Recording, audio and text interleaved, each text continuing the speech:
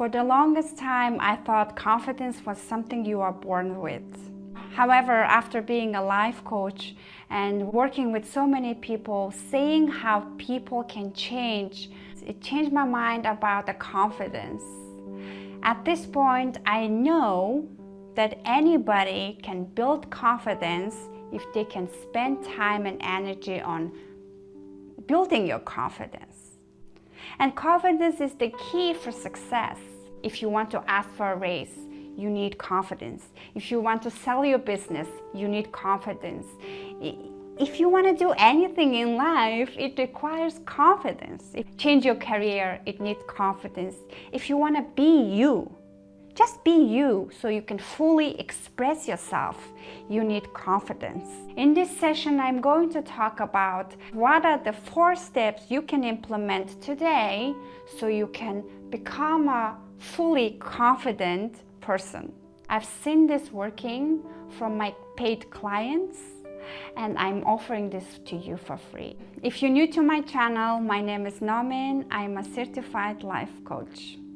I used to be an accountant for 12 years in my life. I knew that accounting was not fulfilling my purpose, and I started this YouTube channel, and prior to that I became ICF accredited life coach. 4 steps to become confident. People read a lot of self-help books, and I am one of them. I used to be a reader, a lot of books, reading, and now I know that you don't need to read as many self-help books. You get a lot of knowledge from books, but knowledge doesn't equal to confidence. Confidence comes from applying your knowledge that you gathered from reading the book or listening to this podcast or attending this seminar. For example, if you read 100 self-help books per year, it's not going to help you go to your HR room and ask for a pay raise. You need to apply the knowledge on a daily basis so that you become the person with the confidence. It's kind of addicting to read self-help books. So my recommendation for you is choose one book that you really like. You can reread it so you get the knowledge, you fully understand the knowledge and apply the principles that's mentioned in that book. Apply it in your life. Number 2 is we have to understand that the real confidence comes from within. What it means is we have to start the work from within us, what's inside of us. And it's not automatic, it's not natural. What we believed when we were in high school, where we thought, oh, these people are so confident and I'm not, right? It's not necessarily true now. While working with so many people, I've seen them becoming confident when they start committing to themselves, when they start looking at what they're doing when nobody is around. When you start building credits for your own self, you stop judging yourself. That's when the real confidence starts. When you tell yourself, I'm going to start drinking more water, and then you drink more water, your confidence builds up. By learning how to trust yourself. It doesn't necessarily have to start with big concepts like self-worth and who I am. Like, for now, it's not as important in building confidence. What matters is give yourself a task that you know that it is healthy for you, and then accomplish it. Over time, you know that you trust yourself more because you completed the promise that you gave it to yourself. And that's how you start trusting yourself. And that's when the confidence starts building up. Confidence equals trust in yourself. Number 3, establish a daily routine to practice mindfulness. It's related with my previous step where I said confidence starts from within. And number 3 is mindfulness practice, where it requires you to complete the steps that you complete, the commitments that you made for yourself with mindfulness. That's where the real work starts.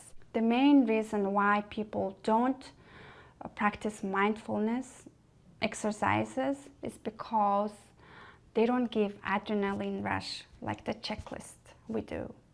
Mindfulness exercises, it doesn't give you as much adrenaline, so it's not addictive. That's why a lot of people don't do it, because we got used to addictive behaviors, right? Watching TV is addictive, scrolling on media is addictive, but mindfulness practice is not addictive. But the impact it gives you is enormous. It has a compounding interest where it helps you slowly and gradually build confidence. And it's too easy, almost too easy for you to consider that this is very helpful.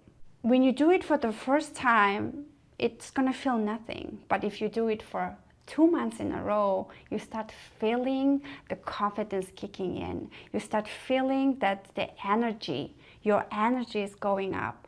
You start feeling that you started smiling more. You start feeling that people are gravitated towards you more, and you start liking yourself more because you're just a positive person overall because of the mindful practices you do on a daily basis. That's the impact, that's the benefit it has. So what's happening inside your body is when you do a mindfulness exercises, you can calm your nervous system down. So while you're on that practice, you're not stressed. You might be starting with stress, but then you start lowering the stress, lowering down the cortisol level. Your breath becomes slower and slower and more even. You're freeing yourself from fear. While you're doing the practices, mindfulness practices, you're no longer in fear. You're no longer gonna think, what if the worst case scenario happens? What if somebody judge me? Things like that is not gonna happen. And gradually the period expands. Maybe you're feeling calm for 1 minute, but then you become calmer for 5 minutes, and then you get calmer for 2 hours or whole day.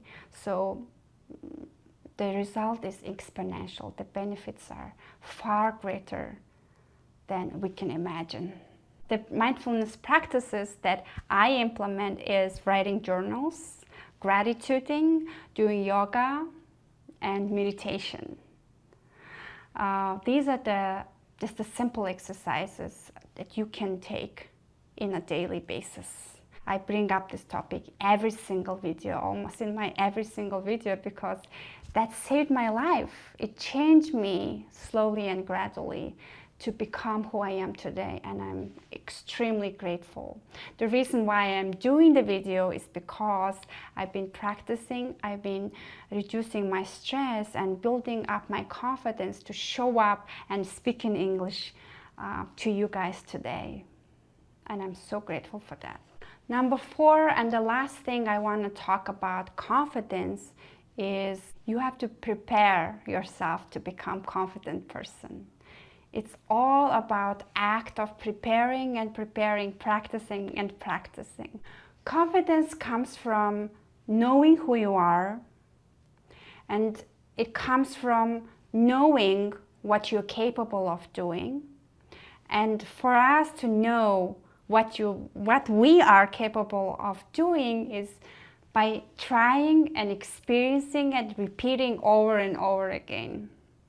For instance, if you are asking for a pay rise, you have to be confident, and for you to be confident, you have to know that I am capable of doing this work. And knowing from the inside that you're capable of adding value to this company. I don't necessarily trust in the word fake it till you make it. It's somehow translates into you don't have the confidence from within because you haven't done the work from the inside. You're just faking it. And then somehow you're expecting to get better at it, and then people can recognize you, and then you can recognize yourself, right? But then it may work, but I think it's just better to start with trusting in yourself. Then you don't have to fake it. Confidence comes from knowing who you are, knowing what you're capable of doing. And for us to know what we are capable of doing, for us to know who we are, what we are good at, we have to experience it. So for instance, if you're asking for a pay raise, you have to be good at it. And for you to get good at it, you have to experience it, right? So if I don't know how to work, of course I'm not gonna have the confidence of asking for a pay raise. That's why I never asked for a pay raise in my life, because I wasn't a good auditor, I wasn't a good accountant. Yes, I was acting like I was good, but deep inside, I never thought I was good. You know why? Because I didn't care. I've experienced it, but the knowing from the inside that comes from, yes, this is who I am, never came to me when I was an accountant. So deep inside, I thought, I'm not that good. So the confidence never kicked in when I was an accountant or auditor. But when I am a life coach, I care, and I practice and practice and practice, so I know now that, okay, I am good at this work, and I'm valued, and I am valuing myself because I know that I'm capable of doing it. How do you do it? By experiencing it, trying it, experiencing it again until the knowing comes in, until you're at the right job. So it's very hard when you're doing something you don't care about, you don't like, but you're trying to bring the confidence in. It's kind of hard. I would rather have trials and errors in different jobs, in different activities, and then know who I am, know I care, know I'm capable of, know I'm bringing value, and then the confidence comes in right after, or it comes together. Now you know how to build the real confidence. It takes work, but it helps you to start from the end result.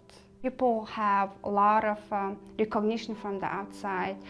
They have titles, they have careers, but deep inside, they still don't trust themselves. But if you do what I said in this video, if you start with the end result, it can be very easy to come to get to what you truly want with the confidence. What you truly want is your fulfillment, your happiness that requires confidence. Thank you so much for watching. I'll see you guys in my next video.